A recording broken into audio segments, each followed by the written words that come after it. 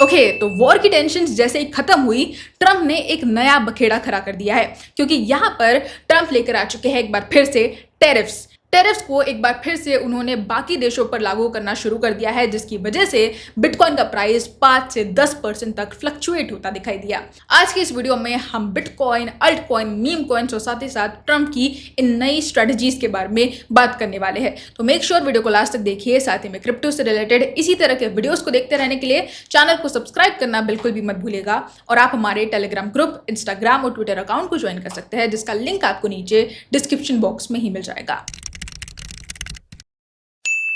Hello दोस्तों, welcome to the Crypto Byte. और आज हम लोग बात करने वाले हैं ट्रंप की कुछ नई स्ट्रेटजीज के बारे में, जो एक बार फिर से हमें देखने को मिल चुकी है। यहाँ पर वो पूरी दुनिया की जो अर्थव्यवस्था थी, जो जियोपॉलिटिक्स थी, उसको छेड़ते नजर आए, इजराइल के साथ मिलकर ईरान पर अटैक करके। और अब जब ये वॉर की सिचुएशन जो है, वॉर टेंशन जो है, वो अब कम हो चुके हैं, तो यहाँ पर इन्होंने एक नई चीज ला दी है। यहाँ पर अच्छा खासा 2025 में बिटकॉइन $100,000 के पार पहुंच गया था। देखते ही देखते पूरी दुनिया में हमें क्रिप्टो का ग्लोबल एडॉप्शन दिखाई दे रहा था। उसके बाद ट्रंप ने टैरिफ्स लागू किए, फिर वॉर की सिचुएशंस आई, वेनेजुएला पर अटैक हुए, फिर ईरान पर अटैक्स हुए और अब एक बार फिर से टैरिफ्स वापस आ चुके हैं। ये खेल जो है ट्रंप का, ये पूरी तरह से चलता ही जा रहा है और इस पर कोई लगाम किसी की भी नहीं है। देखा जाए तो जहां से चीजें शुरू हुई थी वहीं पर आकर रुकती दिखाई दे रही है। क्रिप्टो की जहां तक बात की जाए तो क्रिप्टो को अब लोग एसेट की तरह नहीं देख रहे, इसको एक अल्टरनेटिव की तरह देख रहे हैं, एक सेफ अल्टरनेटिव की तरह देख रहे हैं। क्योंकि 2025 में हमने देखा था कि जब टैरिफ्स की न्यूज आई थी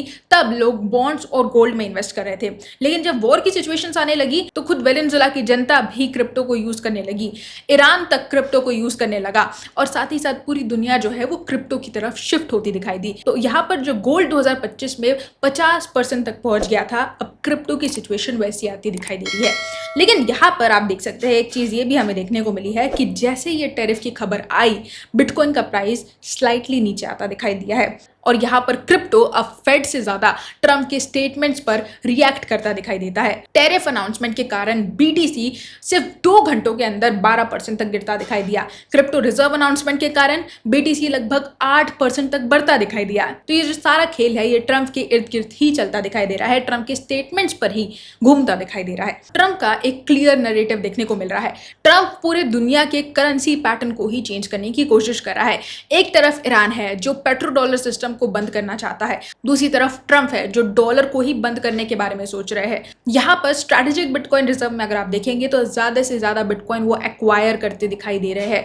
अभी के टाइम पर वेनेजुएला में भी जब अटैक किया गया तो वेनेजुएलन गवर्नमेंट के पास भी लगभग 600,000 यानी कि 6 लाख बिटकॉइंस थे और उन 6 लाख बिटकॉइंस को जब्त करके ट्रंप की गवर्नमेंट ने अपने स्ट्रैटेजिक बिटकॉइन रिजर्व में डाल दिया है। तो क्लियरली ट्रंप का नैरेटिव यहाँ पर समझ में आता है कि किस तरह से ये लोग बिटकॉइन पर और क्रिप्टो पर ज्यादा से ज्यादा फोकस कर रहे हैं और ज्यादा से ज्यादा बिटकॉइन अपने पास एक्वायर करने की कोशिश कर रहे हैं। आज की डेट में भी अगर आप देखेंगे तो सब इन्वेस्टर्स पैनिक में है, सभी रिटेल इन्वेस्टर्स मार्केट से एग्जिट लेने की तैयारी कर रहे हैं। लेकिन जहां तक बात की जाए इंस्टीट्यूशंस की, तो माइक्रो स्ट्रैटेजी और ब्लैक रॉक, गोल्डमैन सैक्स यहाँ पर बिटकॉइन को ज्यादा से ज्यादा एक्वायर करते दिखाई दे रहे हैं। ज्यादा से ज्यादा ईटीएफ्स लॉन्च करने पर एम्फेसिस किया जा रहा है, ईटीएफ्स का इनफ्लो लगातार बढ़ता दिखाई दे रहा है और ये सब कुछ हो रहा है ट्रंप के इशारों पर। फिलहाल जो मार्केट के गिरने का रीजन बताया जा रहा है वो ईटीएफ आउटफ्लो बताया जा रहा है। जैसे ही ट्रंप की टैरिफ की अपडेट आई तो लगभग $500 मिलियन का आउटफ्लो हमें देखने को मिला है रिसेंटली, ईटीएफ आउटफ्लो।